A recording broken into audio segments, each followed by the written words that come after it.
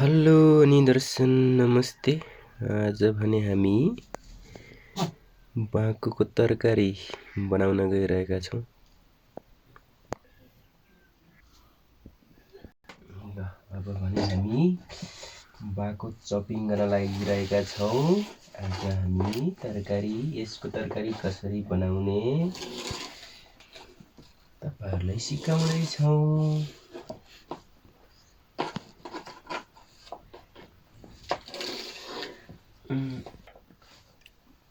ल अब यसलाई सानो टुक्रा बनाएर फेरि पिन्नुपर्छ। छिटो बनाएर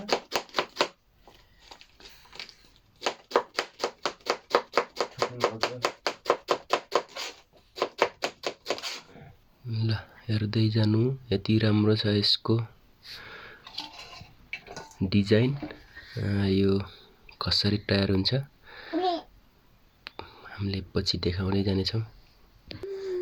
ल हाम्रो चपिङ चाहिँ रेडी भएको अवस्था हो यतिखेर। बाँको यो पेटको जुगाको लागि पनि राम्रो मानिने गरिन्छ गाउँघरतिर। यो खानालाई पनि मिठो हुन्छ, टेस्टी हुन्छ र जुगा मार्ने औषधि पनि हो भन्ने गरिन्छ। ल है त अब यसलाई चाहिँ चपिङ भइसक्यो। यो अब यसलाई फेरि सिलौटोमा ढुङ्गोमा पिसेर मसिनो बनाउनु पर्छ पहिले। हैन नानी? हो मसिनो बनाउने हो। भन। ल हाम्रो सिलौटो यो पनि आदि भएछ। अब यसलाई पिर्नु पर्छ। यो लोकल मिक्सरै हो हुन त। अब यसैमा पिडेर बनाउनु पर्छ। ल यता दाउरा चुलो पनि दाउरा चुलोमा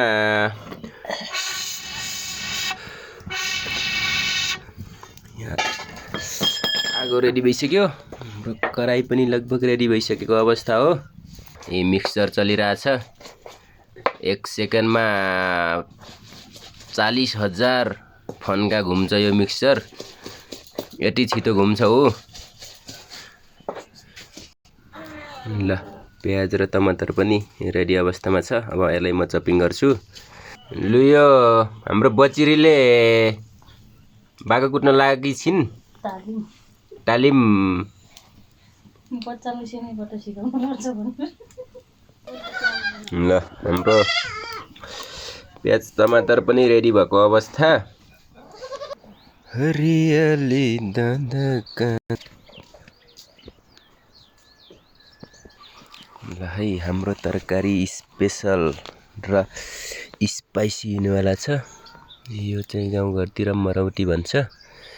यसलाई टक्क यसलाई यो रमरम हुन्छ। यसलाई मिसाउनु पर्छ। अर्गानिक मसला। धुतुरी फुल्यो बारीभरि खुसी मन भरि। ल हरियो लसुनको पट्टा म चोर्दैछु माइली आमाको बारीमा।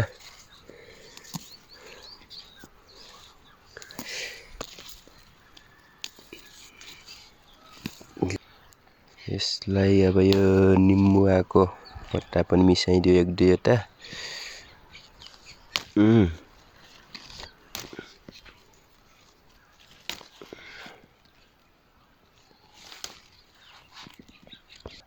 यो अर्गानिक गोलभेडा यो चाहिँ हरिहरी छ।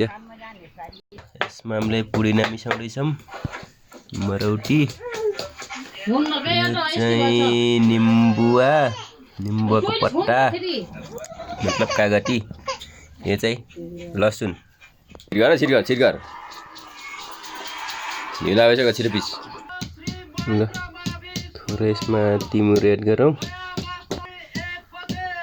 यो चाहिँ अदुवा। ल लगभग सामान रेडी भइसक्यो। ल यो पिटेर रेडी भएको चाहिँ अवस्था हो। अब चुलोमा टक्क यहाँ तेल हालेर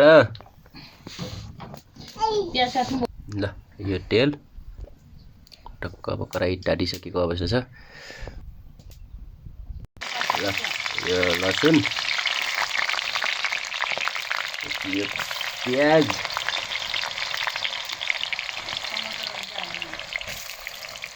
यसलाई चलाइदिउँ।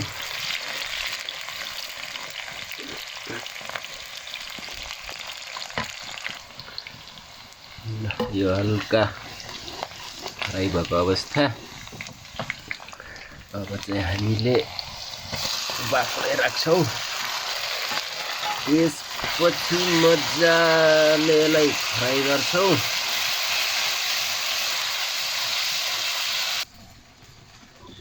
थोरै बेसार राखौँ, नुन राखौँ, फेरि चलाइदिउँ मजाले।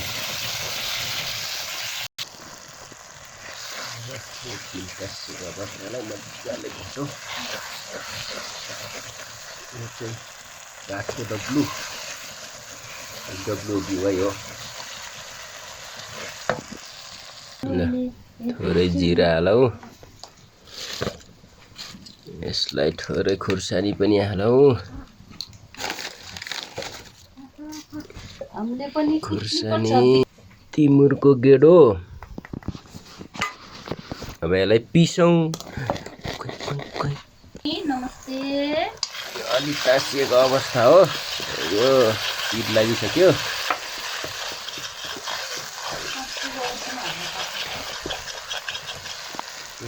चम्चाले नै पुरोट्नु पर्यो।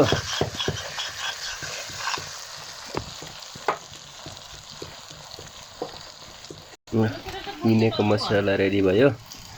यसलाई यहाँ हाल्छौँ। अलि फ्राई गर्दै मसला पनि।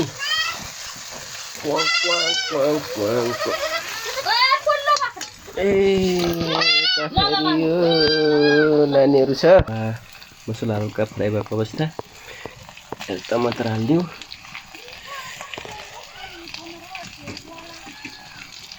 बाँकी रहेको प्याज पनि यतै राखिदिउँ। फेरि चलाइदिउँ यसलाई। अलि बढी तासियो। अब थोरै पानी हालिदिउँ। ल 2 मिनट छोडिदिउँ यसलाई। यसमा पुदिनाको पात मिसाइदिउँ थोरै। निम्बुवा पत्ता।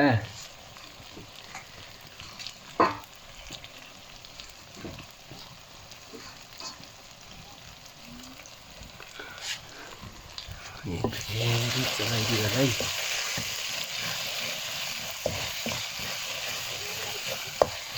अब रेडी अवस्थामा पुगिसकेको छ। लगभग रेडी भएको अवस्था। यसमा थोरै चुक लगाइदिउँ। यति। ल यो रेडी भएको अवस्था। अब यो टेस्ट गर्नुपर्छ। यति राम्रो दामी कलर आएको छ। रेडी भएको अवस्था। यसलाई टक्क टेस्ट गरौँ।